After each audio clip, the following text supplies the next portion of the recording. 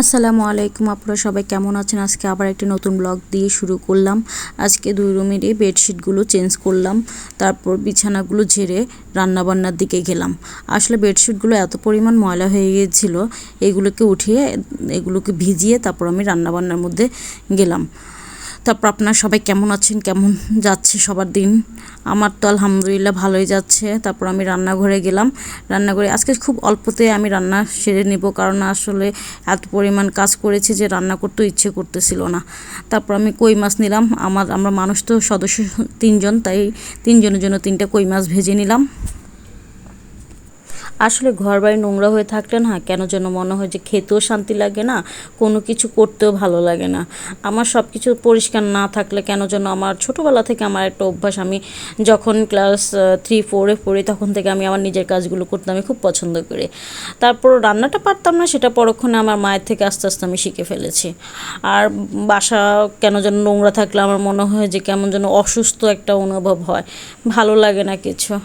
তারপর আমার মা আবার কই মাছকে বলছে কড়া ভাজি করতে, কড়া ভাজি করে খেতে খুব নাকি পছন্দ করে মা।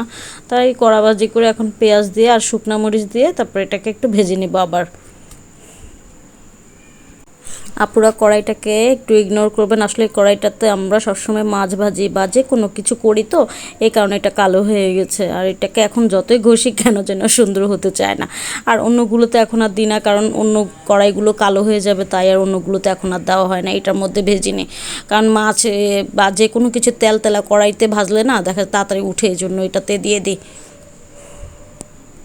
মাছ ভাজা শেষে আমি ডালটাকে রান্না করে নিলাম। এখন আমি কাঁকরোল ভাজা বসিয়ে দেবো। আসলে চাকরিজীবী মানুষদের যা হয় আর কি, 1 সপ্তাহের বাজার একসাথে কেনা হলে দেখা যায় সেগুলোর তো এমন হবে। কাঁকরোলগুলো একদম লাল হয়ে গেছে, বাসায় 4-5 দিন হয়ে গেছে থাকার কারণে লাল হয়ে গেছে। আজকে মা বকাবকি করতেছে এগুলো কেন ভেজে নিলাম না। আমি তো ভাবছি এগুলো ফ্রিজে ঠিকই থাকবে, এখন দেখি না লাল হয়ে গেছে। তাই এতগুলো কাঁকরোল তার ফেলে দেওয়া যায় না। তারপর নিয়ে নিলাম, এখন ভেজে নেব এগুলোকে। এই যে দেখেন কি অবস্থা পুরা। তারপরে কি আর করা, এখন ভাজতেছে। বর্তমানে দ্রব্যমূল্যের যে পরিমাণে দাম, আসলে হিসাব করে না চললে না সংসার চালানোটা এখন মুশকিল হয়ে দাঁড়িয়েছে। তাই এখন দেখা যায় যে পেকে যাক কাঁচা থাকুক যাই হোক খেতে হবে, এছাড়া আর কোনো কথা না। সব কিছুর যে পরিমাণে দাম যাচ্ছে, আর দেখা যায় চাকুরিজীবী মানুষ তারা তো চলতে আরও সমস্যা, কিছু করার নাই। এখন বর্তমানে উচ্চবিত্ত ভালো আছে, নিম্নবিত্ত খুঁজে খেতে পারে, মধ্যবিত্তের অবস্থা বর্তমান যুগে এখন খুবই খারাপ। তারপরও সব কিছু মিলে আলহামদুলিল্লাহ, আল্লাহ এতটুকু রেখেছে আমাদের, এটাই অনেক কিছু। আমাদের চেয়ে অনেক খারাপ আছে, তাদের দিকে তাকালে না সবসময় মনে হয় যে না আমি খুব ভালো আছি। এর জন্যই সবসময় নিচুর দিকে তাকানো উচিত, তাহলে বোঝা যায় যে না আমি অনেক ভালো আছি। অনেক শুকরিয়া তখন মন থেকে আসে। তারপর আমার কাঁকরোল ভাজি হয়ে গেছে। আজকে হঠাৎ কেন যেন বড়া খেতে ইচ্ছা করলো বিকালের জন্য, তারপর বড়া বানানো শুরু করলাম। খেসারির ডাল আম্মা বেটে দিয়েছে, খেসারির ডাল দিয়ে বড়া বানাবো। আসলে আমি আজকে ফার্স্ট টাইম বড়া বানাচ্ছি, আর তেল যে বেশি করে দিতে হয় আমি একদমই মাথায় ছিল না। পরে দেখা যায় যে বড়া একেবারে মানে লেটকে চেটকে গেছে, আমি উঠাতেই পারতেছি না। পরে আম্মা এসে বকাবকি করতেছে তুমি তেল বেশি করে দিলা না কেন, এই জন্যই তো তোমার বড়ারই হাল অবস্থা হয়ে গেছে। ইদানিং অতিরিক্ত মুটিয়ে যাচ্ছি। তারপর ডাক্তার বলল তেল কম খেতে, প্রচুর হাঁটাহাঁটি করতে, মানে সব কিছু মিলে আমি না এখন ভাজা পোড়া খেতে আমার এত পরিমাণ ভয় লাগে। কিন্তু কি করব, খেতে তো ইচ্ছে করে, কিচ্ছু করার নাই। তাই বলি যাক মোটাও হই যাই হই বানিয়ে ফেলি, কিন্তু তেলটা কম খেতে বলেছে তাই বলে আমি এখন সব কিছুতে একটু তেল কম দিই। কিন্তু এটার মধ্যে যে তেল বেশি দিতে হয় আমার সেটা মাথায় ছিল না। পরে এখন বুঝতে পারলাম যে না আসলে এগুলো ডুবো তেলে ভাজতে হয়। পাশের বিল্ডিংয়ে একটি বাচ্চা এত পরিমাণ চিৎকার দিচ্ছে, তাই আমার ভিডিওতে তার সাউন্ডটা হয়তো শোনা যাচ্ছে, এটা পুরো ইগনোর করবেন। আসলে এত পরিমাণ চিৎকার দিচ্ছে কি বলবো, আর ও সাউন্ডগুলো হয়তো আমার ভিডিওতে আসে। দেখেন তেল কম দেওয়ার কারণে কি পরিমাণ লেটকে চেটকে গেছে, আসলে আমি বলতে পারবো না, ফার্স্ট টাইম ভাবছিলাম তো তাই এই অবস্থা হয়ে গেছে। পেঁয়াজু আলুর চপ, এরপর বেগুনি বা ছোলা যখন ভাজি করি কেন যেন মনে হয় যে একটা ইফতারি ফিলিংস পাই। রমজান মাস মনে হয় আমার কাছে, কেন যেন এই জিনিসগুলো খুব ভালো লাগে।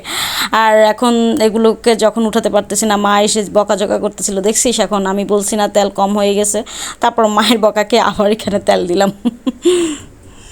বাহিরে গুড়ি গুড়ি বৃষ্টি হচ্ছে আর এর মধ্যে ভাজা পোড়া খেতে বেশ ভালোই লাগে। আর এবার রাতে রান্না শুরু করে দিলাম। রাতের জন্য এখন গরুর ভুঁড়ি কিংবা বট যে যেটাই বলুক ওটা রান্না করব।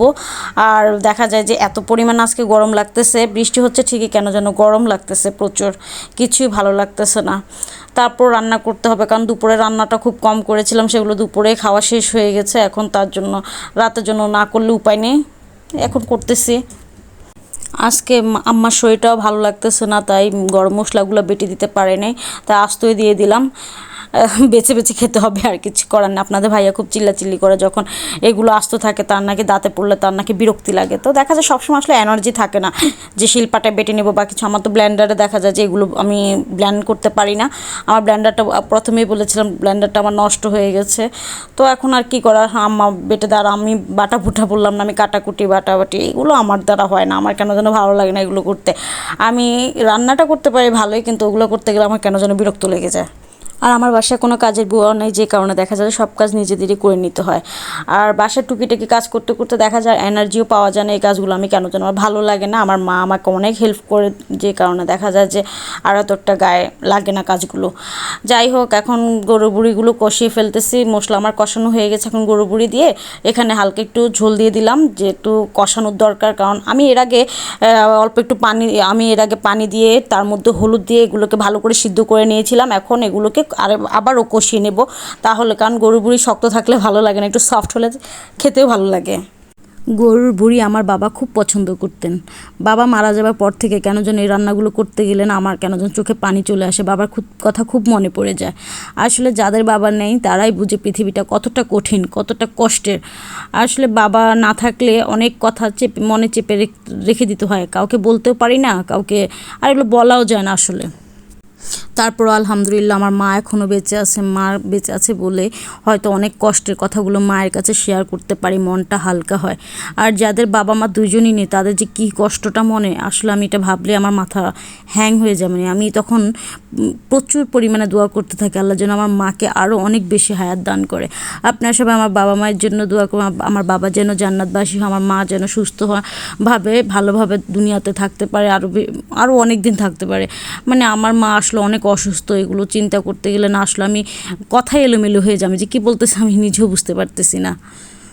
এদিকে আমার রান্না কমপ্লিট হয়ে গেল। আজকে অনেক গল্প করলাম, অনেক মনের দুঃখের কথাও বললাম, অনেক অনেক কিছু শেয়ার করলাম আপুদের সাথে। আপনার সবাই ভালো থাকবেন, আমার জন্য দোয়া করবেন, আমি যেন অনেক হাসি খুশিভাবে থাকতে পারি। সবাইকে এখানেই বিদায়, আল্লাহ হাফেজ, আসসালামু আলাইকুম। আবার ইনশাল্লাহ নেক্সট ব্লগে কথা হবে।